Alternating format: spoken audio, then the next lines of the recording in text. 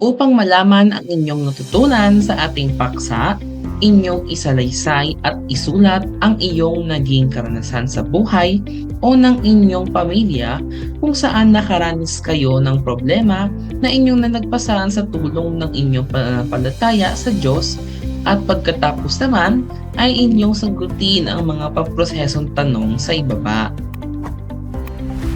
Para naman sa ating huling gawain, mayroong makikitang talahanayan na naglalaman ng dalawang tanong na iyong sasagutin.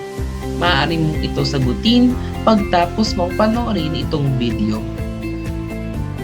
Muli, ako ang inyong guro para sa araw na ito. Teacher Peter ang aking ngalan.